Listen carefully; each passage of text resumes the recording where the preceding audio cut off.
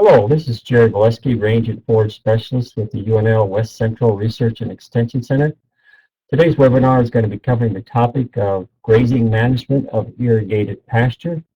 It's the fourth in a series of 4 webinars on the overall irrigated pasture topic. You're welcome to go back and view some of the others for information on those more specific topics. Well, when it comes to grazing of the irrigated pasture, one of the first and most common questions might be the potential carrying capacity or stocking rate that can be used. Well, in general, I list an overall range here of 6 to 12 AUMs per acre, but it does have that bigger range because the actual carrying capacity sure may depend on things like the forage type, what's the irrigation and fertilizer level at the stand, and also the grazing management or grazing system that you use can have quite an effect on the potential stocking. However, overall, though, and from a good number of producers that I've talked with, in terms of cow-calf pairs, most of the times the response that I get is that they're stocking at about 1 to 1.25, maybe even 1.5 cow-calf pairs per acre on their irrigated pasture. And that would be for a 5-month period, and so that would be the equivalent of 7 to 10.5 AUMs per acre. In the case of yearlings within that same range, we talked about 3 yearlings, initial weight of about 600 pounds for a 4-month period, 120 days. That would be the equivalent of 8.4 months per acre. Now, irrigated grass certainly lends itself well to some type of rotational grazing, and this is an important factor in improving the efficiency of grazing. With rotational grazing, at least having 5 or 6 paddocks as a minimum would be important. This would allow for having 15 to 25 day rest periods during the growth time of that grass, and then as grass growth slows down during the summer, provide 25 to 40 days of rest period. So we're talking about a grazing period in each of the paddocks, anywhere from 5 to 10 days. Also important is having some flexibility in the pasture movements. Might include haying of a paddock here and there as a possibility. In this case, we may, for example, been a little bit understocked and had a paddock that the growth had advanced quite a bit and getting to the point of maturity. So going in and haying that particular paddock could be a viable option. Well, we're talking about grazing and rotational grazing. We have to look at some of the different potential fencing options under a center pivot. This is probably the most common configuration. We would call it a wagon wheel, where we have 5 paddocks.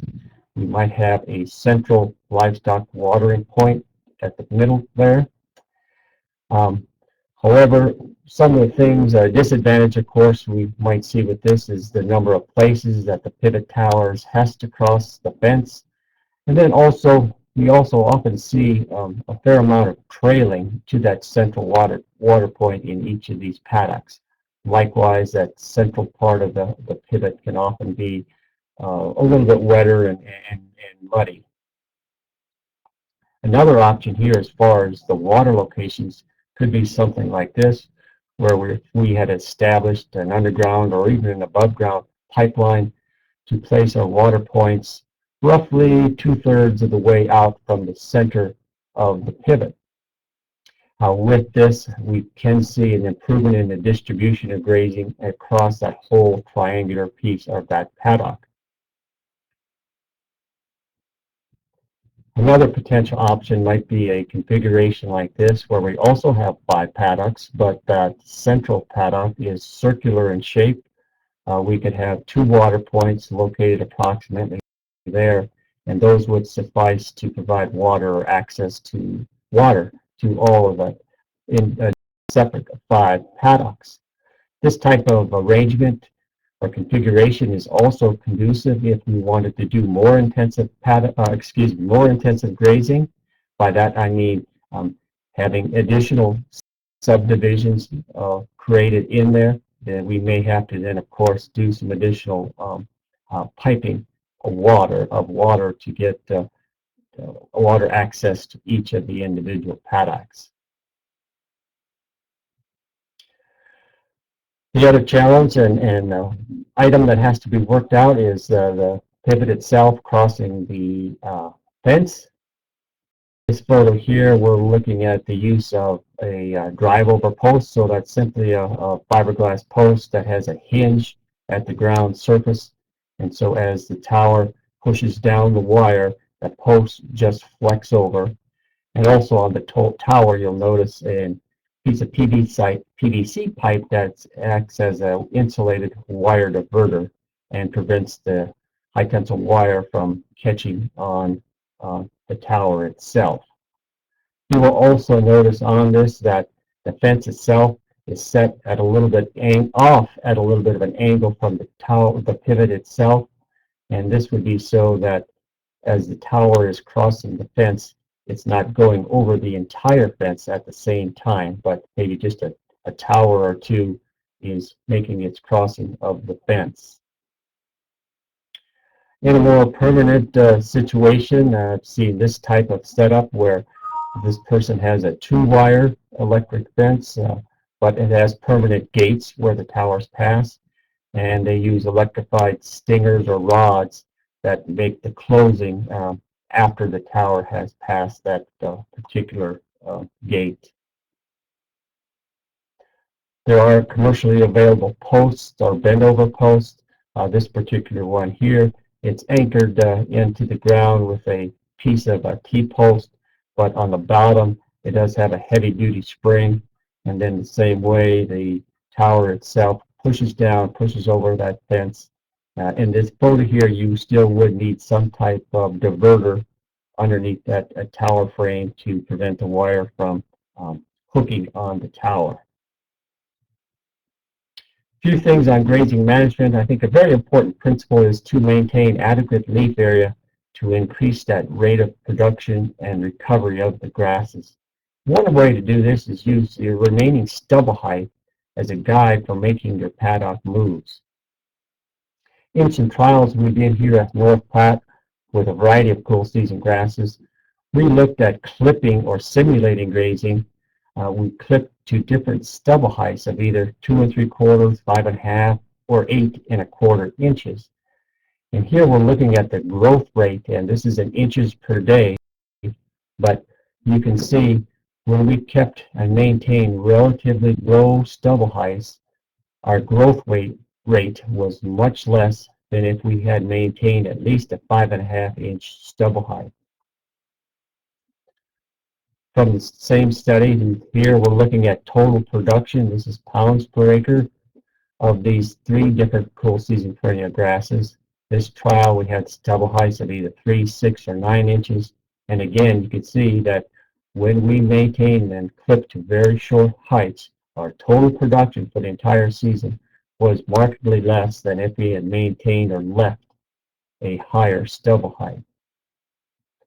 Likewise, it also has an effect on the density of the individual tillers or shoots of grasses. Again, these 3 stubble heights.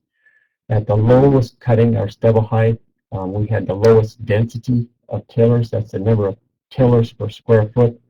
But when we increased that stubble height or grazing height, we were able to maintain much thicker and denser stands. And this would be just a couple of photos looking at the meadow brome grass, the density of the live tillers at that short clipping treatment. And in this photo, the 5 1/2 inch stubble height treatment, you can see we had a much denser or more thick arrangement of those individual meadow brome shoots or tillers. Some important principles overall. I think that rotational grazing is key, and oftentimes we can have 3 to 4 rotations through our paddocks during the growing season. Of course, with the division into paddocks, we are increasing the stocking density, and this does help improve the distribution of grazing and the overall harvest efficiency. Maintaining and having the correct period of non-use to allow plant recovery, also very important. And then lastly, or third to last, is the maintenance of adequate leaf area to increase that rate of recovery and production. So having the proper remaining residue or stubble height there important. And also having the flexibility in stocking with the grass growth is another important item. Now, just a few things on some overall grazing strategies for irrigated pasture and how we might use that within an operation. We do have to keep in mind that overall growth pattern of a cool season irrigated grass. We know from the fact that the greatest amount and the greatest rate of growth is going to be occurring in that month of May and into early June. In some of our studies, we are seeing up to 130 pounds per acre being accumulated per day during that month of May. Then as we get into late July and August, the growth rate has markedly slowed down, where we may be only producing 40 or 50 pounds of dry matter of forage per day. So in terms of strategies, if we look at a few possibilities here, we might be using pairs for season long, mid-April through mid-October. We do have to account for that summer slowdown with that particular approach if we're planning to use the same number of animals the entire grazing period. Other situations, here we might put some pairs out there after calving, say through the month of May. Pairs would go to range or other pasture on June 1st, and then bring in yearlings for 120 days or so. Oh, and so in this type of situation, we could have adjusted the number of yearlings that would appropriately get us through that summer slowdown period. Another example here, running pairs from the beginning of the grazing season, say till the 1st of July. We might then move those pairs to range or other pastures on August 1st. Then we could allow that irrigated grass to stockpile or regrow, and then come back in the fall with weaned calves to utilize that regrow. We have done some studies with the stockpiling of irrigated grasses and found that most of them can produce fairly substantial fall growth, say from August 1st onward, and the quality of that forage does remain quite high well into the winter months. In that particular trial with stockpiling, we had summer harvest dates are ended or harvested the growth on either August 15th or July 15th.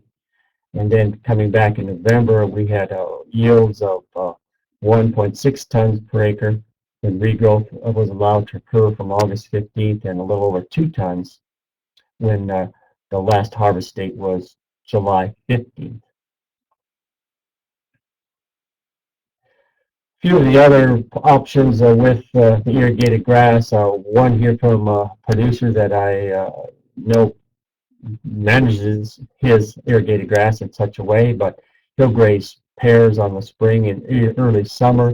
He happens to wean quite early, usually in the early part of August. In this case, the cows would go to range, but the calves would stay on that irrigated grass. Might also use a couple of groups of yearlings, one in the spring, early summer, and then the second group midsummer and later.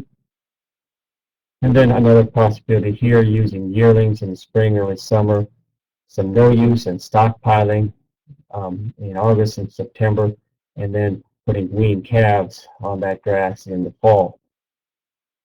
A couple of more here, potentially use a leader follower system where in the paddock, first paddock, there would be the yearlings that would be doing the grazing, lightly grazing, taking some of the higher quality forage. They would then be followed by pairs. The yearlings might only stay there for 100 days or so, and then the pairs would finish out the rest of the season on that irrigated grass. And then lastly, could use a graze-hay combination, such as illustrated here, spring grazing. Some of the regrowth is hayed off, and then potentially grazing that again in the fall. And then in a few cases, we see some producers use theirs as a whole hay system. Um, should be very easy to get at least 3 pretty decent cuttings from irrigated grass. Might also think a little bit about integrating that irrigated grass with some of the other dryland forages that you have. Here's just an example of a producer that I work with that established this type of system where he had 3 pivots. In one of the pivots, he had intermediate wheatgrass planted. This particular pivot was a very low capacity well, so it had very limited irrigation, but enough to provide or make the irrigated intermediate wheatgrass go quite well. He had also another pivot where half of it was planted to switchgrass, a warm season grass, and then the other half to a four-way cool season grass mix with some alfalfa. And he used them in this type of fashion where the cool seasons were spring and fall, and the switchgrass was primarily grazed in the summer. In addition, he maintained half of another pivot for annual forage, mostly rye for the cool season annual, and then a sorghum sedan grass during summer months. So there is some additional information on the UNL Extension website related to the topic of irrigated pasture. You can check those out at www.extension.unl.edu, or feel free to give me a call at 308-696-6710. Thanks.